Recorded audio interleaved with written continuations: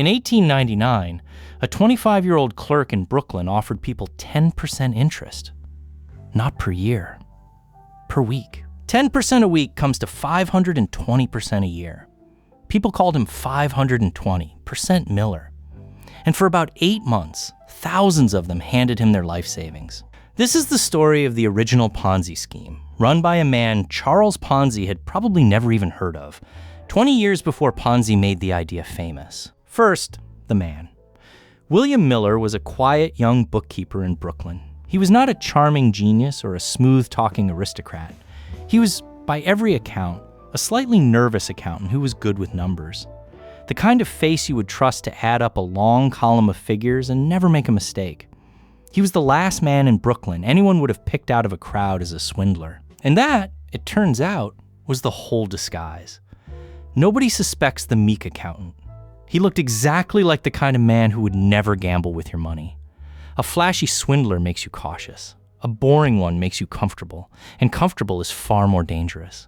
And by the time the comfortable feeling wore off, the money was already gone. It started small. Miller told a few friends from his church Bible class that he had a secret. He had inside information on the stock market. He could not say where it came from, of course. That was the whole point. A secret you can verify is not worth anything. A secret you simply have to trust is worth a fortune. He promised his friends 10% a week on anything they invested. They gave him small amounts. And at the end of the week, like clockwork, Miller paid them their 10% in cash. Here is the trick, and it is the only trick. Miller had no inside information. He could not make 10% a week. Nobody can. The 10% he paid out to the first investors did not come from profits. It came straight out of the money handed in by the next batch of investors. He was simply moving other people's cash in a circle and taking a slice. As long as more came in than went out, the empty center stayed perfectly hidden. Today we call this a Ponzi scheme. But Charles Ponzi was a nobody in 1899. Miller built the whole machine first, from scratch, with nothing but a ledger and a confident face. But the genius part was not the math. The genius part was what he did next. Miller realized he did not need to find investors himself. He could make his existing investors do it for him, so he offered a 5% commission to anyone who brought in a new depositor. Think about how clever that is. Now, every single person who gave him money had a reason to recruit their friends, their family, their neighbors. His victims became his unpaid sales force. A salesman you have to pay can be doubted. A neighbor who swears it changed his life cannot. And because the early investors really were getting paid, their enthusiasm was completely genuine. They were not lying when they told their friends it worked. It really did work. For them. For now. The scheme exploded. Miller set up in a modest house on Floyd Street in Brooklyn, hung out a sign for the Franklin Syndicate, and the crowds came.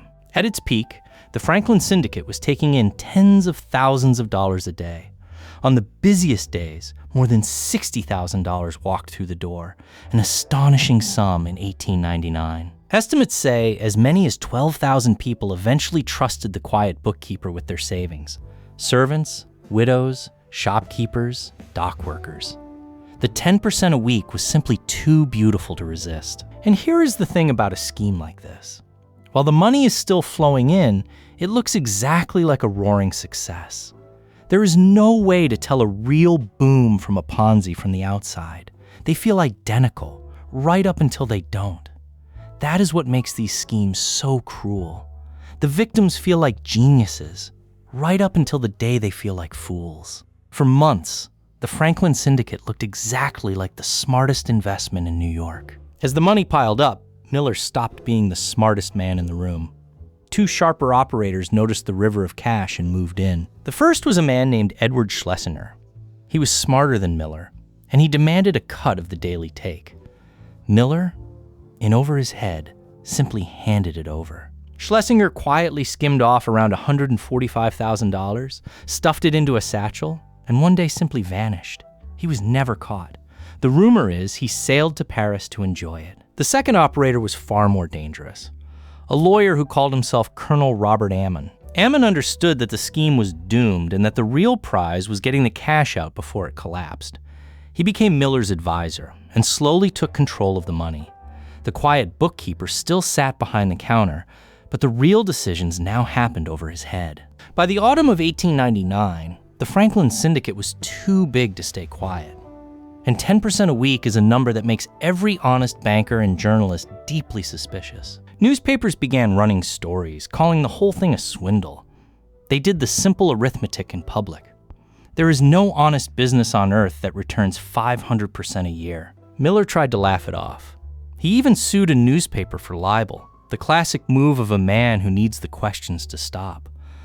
But the arithmetic was undeniable, and the doubt began to spread. And doubt is the one thing a Ponzi scheme cannot survive. The moment people stop adding new money and start asking for their money back, the whole circle breaks. In late November 1899, the panic hit. Instead of bringing money in, the crowds outside Floyd Street were now there to pull their money out. All at once. There was, of course, nothing to pull out. The money handed in this morning had already been paid out as someone else's 10%. The barrels were nearly empty.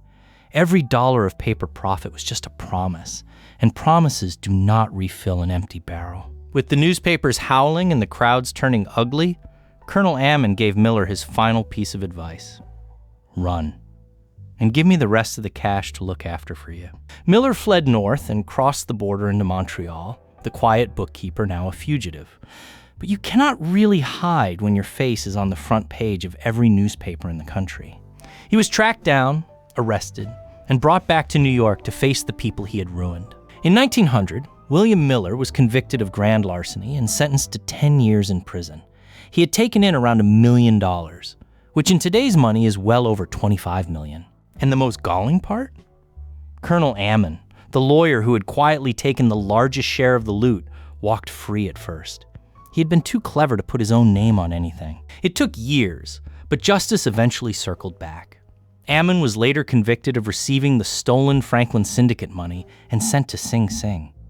And the man who put him there, testifying from his own prison cell, was William Miller himself. There is a grim justice in the man at the bottom of the scheme finally bringing down the man at the top. Miller served around 5 years and was released. He had lost everything, and so had 12,000 ordinary people whose savings had simply evaporated into thin air. So why did so many smart, careful people fall for a number as absurd as 10% a week? Because Miller understood 3 things about human beings that con artists still use today. First, early winners are the best advertisement money can buy. The first investors really were paid, and their genuine joy convinced everyone else. Nothing sells a lie like a neighbor who got rich. Second, the secret you cannot check is more powerful than any proof, because his inside information could never be verified. It could never be disproven either.